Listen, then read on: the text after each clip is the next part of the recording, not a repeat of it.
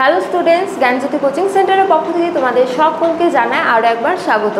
তো স্টুডেন্টস, আজকে আমরা যে বিষয় নিয়ে আলোচনা করব তা হলো মুঘল যুগের স্থাপত্য নিয়ে। ঠিক আছে, তো দেখো আজকে আমরা যে টপিক নিয়ে আলোচনা করব সেটি তোমাদের মূলত মেজর পেপার যে 7 রয়েছে তোমাদের, সেই মেজর পেপার 7-এর একটি খুব গুরুত্বপূর্ণ একটি টপিক। তো চলো দেরি না করে আমরা আজকের আলোচনা শুরু করি।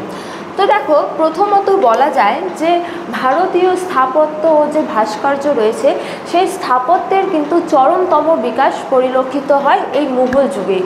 তো এই মুঘল যুগের স্থাপত্যের ক্ষেত্রে প্রথমেই বলা যায় যে মুঘল সম্রাটদের আগ্রহ ও পৃষ্ঠপোষকতায় প্রায় প্রতিটি মুঘল সম্রাটের আগ্রহ বলো বা পৃষ্ঠপোষকতায় বলো, ভারতে কিন্তু গড়ে উঠেছিল এক উন্নত সাংস্কৃতিক জীবনযাত্রা। ঠিক আছে, তো দেখো এই ক্ষেত্রে বলা যায় যে কেবলমাত্র ঔরঙ্গজেব ছাড়া সব মুঘল সম্রাটেরই স্থাপত্য শিল্পের অনুরাগী ছিলেন। তো ঔরঙ্গজেবকে বাদ দিয়ে প্রায় প্রতিটি মুঘল সম্রাট কিন্তু স্থাপত্য শিল্পের যথেষ্ট অনুরাগী ছিল এবং তাদের পৃষ্ঠপোষকতায় তৎকালীন সময়ে কিন্তু একাধিক সৌধ নির্মিত হয়েছিল বা স্থাপত্যের যথেষ্ট উন্নতি ঘটেছিল। তো দেখো, সুতরাং বলা যায় যে শিল্প স্থাপত্যের পাশাপাশি সঙ্গীত সাহিত্য সমস্ত ক্ষেত্রেই মুঘল যুগে উন্নতি ঘটেছিল। তো এই ক্ষেত্রে বলা যায় যে কেবলমাত্র স্থাপত্যেরই নয়, তার পাশাপাশি মুঘল যুগে কিন্তু স্থাপত্যের পাশাপাশি চিত্রকলা এছাড়া সঙ্গীত সাহিত্য সমস্ত ক্ষেত্রেই কিন্তু উন্নতি পরিলক্ষিত হয়। তো এবারে আমরা একে একে বিভিন্ন যে সুলতানের আমলে যে যে স্থাপত্যের উন্নতি ঘটেছিল সেই উন্নতি নিয়ে এবার আমরা আলোচনা করব। তো দেখো, প্রথমে আমরা আলোচনা করব যে বাবরের আমলের শিল্পকলা নিয়ে। ঠিক আছে, তো দেখো এক্ষেত্রে বলা হয়েছে যে বাবর ভারতীয় স্থাপত্য শিল্পের অনুরাগী না হলেও তিনি পার্শ্বিক স্থাপত্য শিল্পের যথেষ্ট অনুরাগী ছিলেন।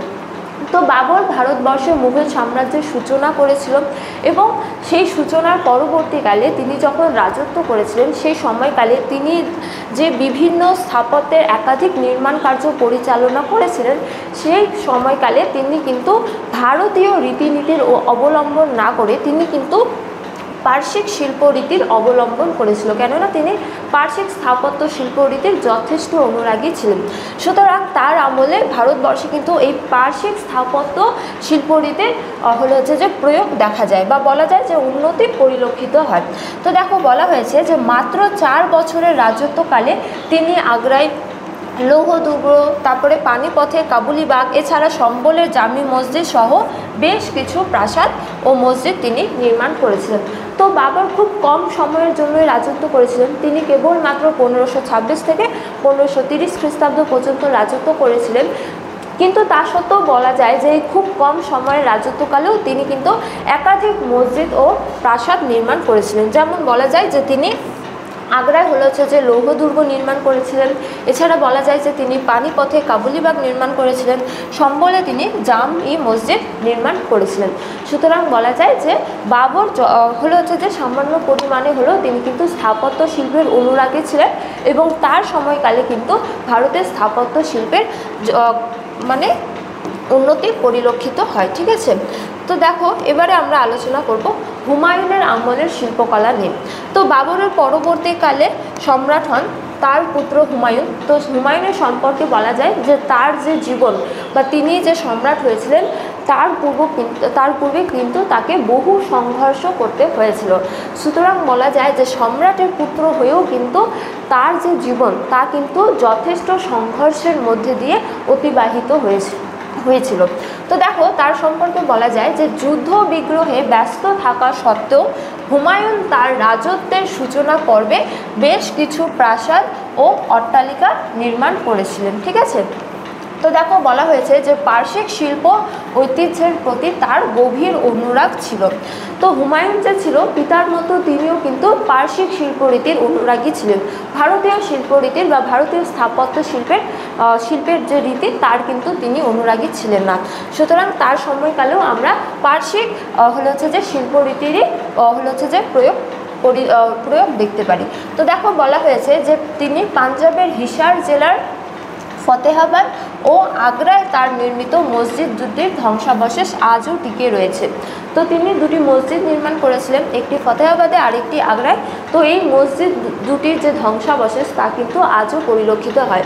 এছাড়াও তার আমলে নির্মিত নিদর্শনের মধ্যে একটি অন্যতম নিদর্শন হলো, দেখো যে তিনি দিল্লিতে দিন পনাহ নামে একটি নগরীর নির্মাণের পরিকল্পনা করেছিলেন, বা বলা যায় যে তার আমলে নির্মিত স্থাপত্য শিল্পের একটি চরমতম নিদর্শন হলো তার এই দিন পনাহ নামে শহরটি বা নগরটি। ঠিক আছে, তো এর আগেও আমরা দেখেছি যে সুলতানের যুগে কিন্তু বিভিন্ন সুলতানরা একাধিক নগর নির্মাণ করেছিলেন। তো মুঘল যুগেও কিন্তু মুঘল সম্রাট বিশেষ করে হুমায়ুন এমন একটি নগর নির্মাণ করেছিলেন, তার নাম ছিল দিনপনাহ। ঠিক আছে, তো মুঘল সম্রাট হুমায়ুন যে দিনপনা নগরটি নির্মাণ করেছিলেন তা কিন্তু মুঘল স্থাপত্যের এক অন্যতম নিদর্শন। তো তোমরা পাশে ছবি দেখতে পাচ্ছ, এটা তার দিনপনাহ শহরের যে প্রবেশদ্বার, সেই প্রবেশদ্বার। ঠিক আছে, তো তোমরা দেখতেই পাচ্ছ এই প্রবেশদ্বারটা কত সুন্দর। ঠিক আছে, তো সুতরাং বলা যায় যে হুমায়ুনও স্থাপত্য শিল্পের যথেষ্ট অনুরাগী ছিল। এবারে আমরা আলোচনা করব আকবরের আমলের শিল্পকলা নিয়ে। ঠিক আছে, তো দেখো বলা যায় যে মুঘল যুগের স্থাপত্য শিল্পের যথেষ্ট উন্নতি কিন্তু আকবরের সময়েও হয়েছিল। ঠিক আছে, বা বলা যায় যে আকবরের সময়কালেও আমরা কিন্তু মুঘল স্থাপত্যের যথেষ্ট উন্নতি দেখতে পারি।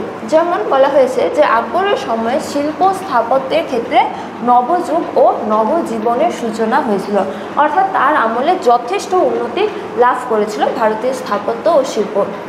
যেমন বলা যায় যে তার আমলে স্থাপত্যে ইন্দো পার্সিক রীতির অপূর্ব সমন্বয় ও বিকাশ ঘটে। তো এর আগে আমরা দেখলাম যে বাবর ও হুমায়ুন যে ছিল তারা মূলত পার্সিক স্থাপত্য শিল্পরীতির অনুরাগী ছিল, কিন্তু আকবর যে ছিলেন তিনি পার্সিক শিল্পরীতির পাশাপাশি ভারতীয় শিল্পরীতিকেও অবলম্বন করতেন, এবং তার আমলে পার্সিক স্থাপত্য শিল্পরীতির সঙ্গে সঙ্গে ভারতীয় স্থাপত্য শিল্পের সমন্বয়ে তিনি কিন্তু একাধিক নির্মাণ কার্য করেছিলেন। সুতরাং বলা যায় যে তার আমলে পার্সিক শিল্পরীতি ও ভারতীয় শিল্পরীতির এক সমন্বয় পরিলক্ষিত হয়। ঠিক আছে, তো দেখো বলা যায় যে তার আমলে নির্মিত স্থাপত্য কীর্তির মধ্যে অন্যতম হলো ফতেহপুর সিক্রির বুলন্দ দরওয়াজা। ঠিক আছে, তো তিনি একাধিক নির্মাণ কার্য করেছিলেন, যার মধ্যে অন্যতম কয়েকটি হলো দেখো বুলন্দ দরওয়াজা, তারপরে জামা মসজিদ, এছাড়া খাসবাগ, তারপরে দেওয়ানি আম, দেওয়ানি খাস, দেওয়ানি আম, এছাড়া পঞ্চমহল, তারপরে বীরবলের প্রাসাদ এবং কি যোধাবাইয়ের প্রাসাদ ইত্যাদি। তো এই সমস্ত কিছু নির্মাণ কার্যের পাশাপাশি তিনি আরও বেশ কিছু স্মৃতিসৌধ নির্মাণ করেছিলেন। তবে তিনি যে সমস্ত কিছু নির্মাণ করেছিলেন তার মধ্যে অন্যতম কয়েকটি হলো এই যে বুলন্দ দরওয়াজা, তারপরে জামা মসজিদ, খাসবাগ, দেওয়ানি আম, দেওয়ানি খাস, তারপরে পঞ্চমহল, বীরবলের প্রাসাদ, যোধাবাইয়ের প্রাসাদ ইত্যাদি। ঠিক আছে, এছাড়া সেলিম চিশতিরও প্রাসাদ তিনি কিন্তু নির্মাণ করেছিলেন, সেলিম চিশতির সমাধি। ঠিক আছে, তো দেখো এক্ষেত্রে বলা হয়েছে যে ঐতিহাসিক লেনপোল তার ফতেহপুর সিক্রির উদ্দেশ্যে বলেছেন যে ভারতবর্ষে কোথাও এমন স্থান নেই যা এই পরিত্যক্ত শহরের চেয়ে সুন্দর। ঠিক আছে, তো দেখো তিনি ফতেহপুর সিক্রিতে যে বুলন্দ দরওয়াজা নির্মাণ করেছিল, তোমরা এখানে দেখতে পাচ্ছ এই বুলন্দ দরওয়াজাটি। ঠিক আছে, এটা মূলত একটি প্রবেশদ্বার, এবং তিনি মূলত গুজরাট বিজয়ের যে স্মৃতি, সেই স্মৃতির উদ্দেশ্যে তিনি এই বুলন্দ দরওয়াজা নির্মাণ করেছিলেন, এবং তিনি এটি 1571 খ্রিস্টাব্দে নির্মাণ করেছিলেন, এবং এটি মূলত লাল বেলে পাথর দিয়ে নির্মাণ করা হয়েছিল। তো তার আমলে নির্মিত স্মৃতিসৌধের মধ্যে এক অন্যতম চরম নিদর্শন হলো এই তার কর্তৃক নির্মিত এই বুলন্দ দরওয়াজা। ঠিক আছে, তো সুতরাং বলা যায় যে আকবরের আমলে স্থাপত্য শিল্পের যথেষ্ট উন্নতি পরিলক্ষিত হয়। তো আকবরের চেয়েও কিন্তু শাহজাহানের আমলে এই স্থাপত্য শিল্প এক চরম শিখরে পৌঁছেছিল। ঠিক আছে, তো আজকে আমরা মুঘল যুগের স্থাপত্য শিল্পের মধ্যে কেবলমাত্র আকবরের আমল পর্যন্তই আলোচনা করলাম। এর পরের ক্লাসে আমরা শাহজাহান, তারপরে ঔরঙ্গজেব এবং জাহাঙ্গীরের আমলের শিল্পকলা নিয়ে আলোচনা করব। তো স্টুডেন্টস, ক্লাসটি শেষ করার পূর্বে তোমাদের একটা ছোটো ইনফরমেশন দিয়ে রাখি। তোমরা স্ক্রিনে দুটো নাম্বার দেখতে পাচ্ছ, এই দুটো নাম্বার হলো 6295916282, এছাড়া 7076398606। তো এই দুটো নাম্বার হলো আমাদের coaching centre official helpline number. তোমরা যারা চাইছো তোমরা এই সেমিস্টারে আমাদের সাথে যুক্ত হবে, অনলাইন ক্লাস করবে, তোমরা কিন্তু দেরি না করে এই দুটো নাম্বারের মধ্যে যে কোনো একটিতে যোগাযোগ করে আমাদের সাথে যুক্ত হতে পারো। তো আজকের ক্লাস এতটাই, তোমাদের সাথে দেখা হবে পরবর্তী ক্লাসে। ততদিন তোমরা সকলেই ভালো থাকো, সুস্থ থাকো। Thank you.